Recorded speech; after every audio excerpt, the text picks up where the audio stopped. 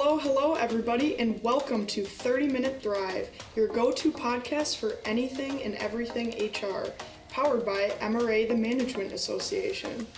Looking to stay on top of the ever-changing world of HR? MRA has got you covered. We'll be the first to tell you what's hot and what's not.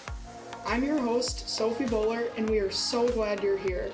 Now, it's time to thrive.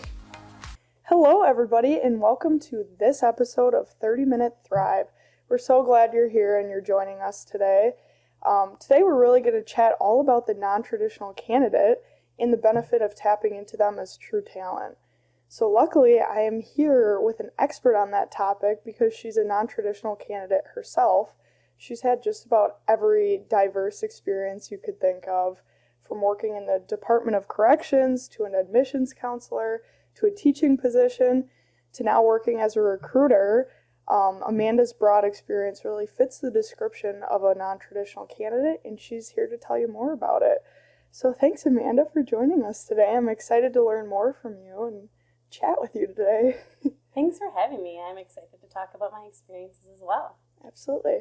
Well, before we get started, let's start with a couple fun questions first. So I guess I want to know what you're currently binge watching on TV or Netflix. Well, I'm constantly searching for the next great thing, right? So I recently just finished binge watching The Handmaid's Tale on Hulu, and that was really dramatic, really a lot of twists and turns in the story, and I can't wait for the next season to come out. Oh, good. I'll have to try that one out. What's that one about, or what genre does that fit under? I would say drama. Okay. And kind of like a maybe sci-fi, but a little bit different than that because it's not like aliens or exploration of space, but more of a non-fiction governmental huge change. Oh, well, sounds interesting. I'll have to check it out. My second question for you is a this or that question. So, and that is coffee or soda. How do you get yourself caffeinated? In the morning or throughout the day? Well, in the morning, I definitely prefer coffee, and I have a specific coffee that I like. It's only sold at Costco, so that's the reason for my Costco membership, so that I can purchase my Silver Colombian Kirkland brand coffee. That's funny. Well, let's dive into our topic for today, and that's non-traditional candidates. So we know that you are currently working as a recruiting business partner here at MRA, but you have a lengthy background of diverse experience prior to this position. So can you talk a little bit about your background? Sure. So I've always really had a great passion for working with people and making a difference in people's lives and working to improve the communities that I'm involved in. After high school, I went to college. I got a bachelor's degree in administration of justice from Marian University in all disciplines at the institution. I've always been an advocate for attitude and work ethic over time in a seat or a role. And, when I found myself in the position where I am a subject matter expert in everything that I'm doing with the Department of Corrections, I feel like I know this front and back. And I just was really wanting more. And I started looking into my past, and I realized that I've really kind of always been all over the place, like a jack of all trades. And I think that really puts me in a position where I could highlight that I'm adaptable and I'm able to move and transition and be successful in any position that I'm in. And recruiting seemed like a natural fit for me to transition to because of my personality, my positive attitude, my ability to build relationships with people from all backgrounds and all positions, and my take no prisoners attitude, pun intended. And so, when I'm reaching out, I found this opportunity with MRA, and I just decided I was going to go for it, and I really sold my transferable skills. Right. And luckily for me, the manager at MRA that hired me saw my sparkle and recognized the value that I would bring to the recruiting team and MRA as a whole. And I'll forever be grateful for her for believing in me and giving me a chance to prove myself as an HR professional and being able to shine for all MRA members. And, that being said, when I look at, filling vacancies in any company that I'm working with, it's essential for me to convey to them to focus on those transferable skills, attitude, and the drive and passion and ambition, as opposed to a specific number of years of experience or time in a role. Because with the right candidate, anything can be taught. The top goals to finding the best candidate is their willingness to learn, be loyal to your company, customers, and goals, and most of all, fit within your team and the group that they'll be working with. Absolutely. I like what you just said at the end, where it's like skills can be taught, but positive attitude and drive that can't be taught. That's like an inside motivation thing. So I really like that. But how has being a non-traditional candidate really helped or hindered you in the workplace? Most of all, I believe it really humbled me. I've learned so much and gained so much confidence in myself and the value that I have to offer as a professional. And I have to admit that I have more knowledge and expertise in recruiting than I even thought that I had before I started working in this field. Look at me now, doing a podcast. I do have a little bit of imposter syndrome sitting here, but when I think about it, I really am a subject matter expert in the area of working with non-traditional candidates and second chance workforce, as I have 13 and a half years with that population, working to rehabilitate them, supporting them through programming to gain skills and knowledge and become better, more productive citizens when they release from incarceration. And ultimately, that helps promote and reduce recidivism. Absolutely. And we're hearing more and more that employers should really consider and turn to non-traditional candidates. So why is this? I mean, bottom line, non-traditional candidates offer new perspectives, a diversity of thought, skill, experience, and ideas. This is one of the greatest assets any company can tap into for development and improvement of business processes and for building a community of inclusion. I just worked with another recruiting business partner, Maddie Davis, and we just wrote an article on DEI and the benefits of internal and external motivation for companies. And that was just published in the November issue of MRA Edge. So go check that out for more information on DEI. Oh, yes, I will. But kind of going along with that, as we've been saying, and we've mentioned this in past podcasts, but we're in a great systemic time where employers are really struggling to find candidates. So they need to be kind of extra creative in the way that they're recruiting. So do you have anything to comment about this as a recruiter yourself and being in a great systemic era? Yeah, so a non-traditional candidate is somebody that is not going to fit into a traditional job description or something that you would be searching for typically, based on education and experience. These candidates could be from backgrounds in other fields, like in the industrial production setting, somebody with welding or fabrication experience. They might be looking to transition to a CNC career. Also, a non-traditional candidate could fall into the category of somebody that is looking for a career change, like I was, taking transferable skills and refocusing them into a new industry. Or it could be somebody that's returning to the workforce after some time away, like a stay-at-home mom or somebody that was recently incarcerated and looking to build their life back up in a more positive way. So you definitely recommend that employers should start tapping into this group of people.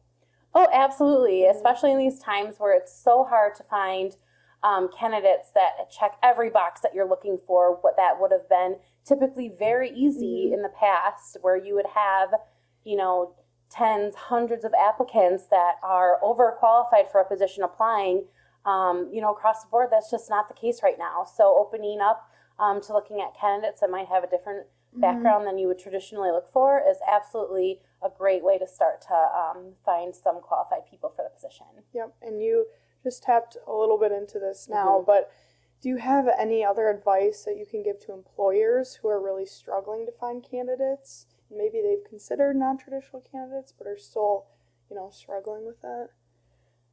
Absolutely. My best advice would be just to really think big picture. So you want to be at 10,000 feet. It's really easy to get hyper-focused because you're getting questions and a lot of pressure from all areas of business, from managers, from teams looking to fill roles, emails for updates, comments, and the need for more labor is never ending. Right. So, when we're hearing things like, where is everyone gone? Yeah. And there used to be people lining up for these jobs.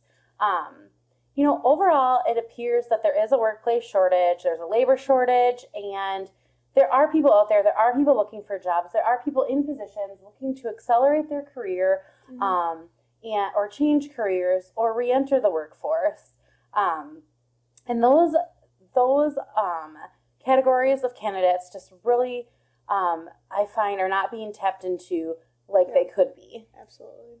And also when employers are considering, tapping into candidates who are currently in or recently released from the custody of the Department of Corrections, there are tons of factors to consider, especially if you've never employed people from this category before. Okay, so really have a discussion with top level your team, hiring managers, and decide, will this population of candidates add value to the company, and why? What's the reason? Why do we need this? Is this the direction where we want to go? Because when you do that, you might have to revisit policies that you have in place, SOPs, training programs. You may need to develop new training programs because you'll be accepting people that might not, have the exact skills, check every box that you're looking for. And you'll have to think about flexibility in the options, because people from the second chance workforce are going to often have commitments to the Department of Corrections still, whether if they're on probation or parole. So they would have treatment groups, meeting with their probation parole officer, other types of requirements and guidelines as part of their probation and parole rules and agreement. And how are you going to support that? Are you going to offer, flexible scheduling? Are they going to be able to make up hours that they would miss because they have these appointments? Is that going to entail extra steps in the hiring process? Are you going to require extra references? Creating a contact and starting a relationship with the probation officers or staff in the community corrections offices. And how is this going to affect your current workforce? What types of support, what type of information are you going to share with them? Obviously, when you would hire somebody with a criminal history, they don't come in with a sign on their back. But as people start to talk, they might see a trend, and sometimes concerns might come up, and you need to pre-plan and be ready to respond, be consistent with your response, to communicate down at all levels to know what expectations are in those situations. And with that being said, in order to tap into this workforce, you could start building relationships with local community corrections offices, staff and employees, also with local jails that are close to your facility. Build that relationship. You could even start to employ workers through a Huber program before they're released from county jail, or work release programs before they were released from prison. And there are a couple of resources that we can share with any listeners that might require that through the Wisconsin Department of Corrections page. There's a resource of a list of all the probation parole offices, and also the Wisconsin Center System information, and contacts on where you can look at people to start promoting and building those relationships. Also, there is a federal income tax credit that is available for companies that do employ people from non-traditional candidates. So, if they're convicted of a felony and released from prison for that felony within 1 year of the date of hire, you're eligible for this tax credit. Then there's a long list of categories for the non-traditional second chance workforces, such as families that were receiving temporary and long-term assistance, veterans, people in a vocational rehabilitation program, food stamp recipients, SSI recipients, and people that are on long-term unemployment benefits. So it's really important for employers to be connected to these resources as well as the candidates, so that there is a way for them to meet in the middle and get connected to increase employment. That's some great information and great advice for employers. And here at MRA, we do have volunteer opportunities through our DI group I lead, to volunteer on doing mock interviews with incarcerated individuals, which I think is just a great opportunity and great volunteer opportunity. And you kind of mentioned some of those. But we did talk about advice for employers, but now I want to move to any advice you have for the non-traditional candidates themselves. So do you have any motivation or words of advice for non-traditional candidates to really boost their chances of getting the job they want? Absolutely. Like I just mentioned, take advantage of all the resources that are available to you. Make connections with local job centers. Search for programs and grants for, second chance workforce, non-traditional workers. Look at the employers that are in your target or demographic that are part of these programs and reach out to them. Look into tech college programs and grants. There are a bountiful amounts of trades careers right now that are just begging for people. So if you could get in and get some education to learn some skills that would benefit employers, that's just going to make you more valuable in the market. And as you mentioned, participating in mock interviews. That is so important. I mean, being able to be confident in what your strengths are, what you would need to work on, and knowing specifics about your employment history, and being able to talk about what you've done and what you can do and what you want to do. I can't tell you how many people that I talk to that they can't remember where they worked or when, or what they might remember a little bit about what they did there. But before you're going to actually participate in an interview, practice. Know what you're going to say, because people are going to ask you the same thing. If they want to hire you for a job, they want to know, what have you done and what can you do for us? So at minimum, be able to be confident in your response in that. Right. Put yourself in a position to be successful. Be honest. Be candid with interviewers and employers. Most employers do background checks, so if you're coming from, a previous incarceration or you have a criminal history, just be comfortable talking about that, and know that that's okay. There was a article posted by Business North in October of 2022, and it stated that an estimated 1 in 3 Americans have a criminal record. So that's approximately 70 million people. These individuals, of the 70 million, have a 27% unemployment rate. So that is a huge portion of the potential workforce that isn't even tapped into yet. Right. So if we can get word out to this workforce and get them ready and eager and wanting to work, and put forth the effort to be a good employee and maintain stable employment, that's going to be a great asset to this the vanishing labor force that we're in right now.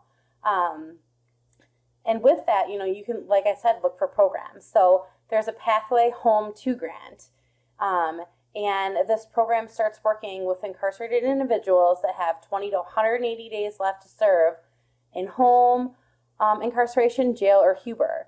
So that's just another example of a program that employers can look into and candidates can look into to get connected. It sounds like there's a lot of great resources that they can really get connected to, like you said, and take advantage of. And that fact that you said, by the way, is very shocking. It's like, wow. It's very, I don't know, eye-opening. It is.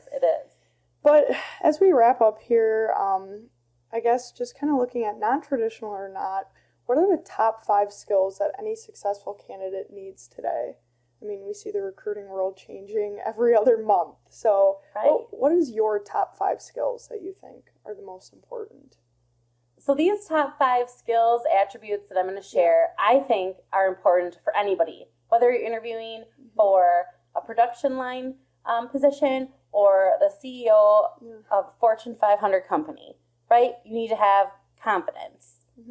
Confidence in yourself, confidence in your ability, and confidence to do a job and make a difference. Positive attitude. Being positive, smiling, and having people feel welcomed when you're around, it speaks volumes, and that's what employers are looking for. They want somebody that is going to create a culture of inclusion and positivity. Communication skills. Being able to communicate day-to-day functions, being able to communicate issues and problems that you may be having that would affect your ability to come to work or do work, changes in your situation, and being able to communicate with coworkers, supervisors, everybody. So important. Adaptability and flexibility. So the only constant in this world is change. So being able to embrace that, see the positive in things, and move forward is absolutely a necessary trait. And strong work ethic and dependability go hand in hand, in my opinion. If you show up for work and you work hard and you produce results and you're being productive and helping out your employer, that's always going to be noticed, and it's hopefully appreciated. Oh, absolutely. That's a great list of 5. I feel like we need to pin that on the wall right here.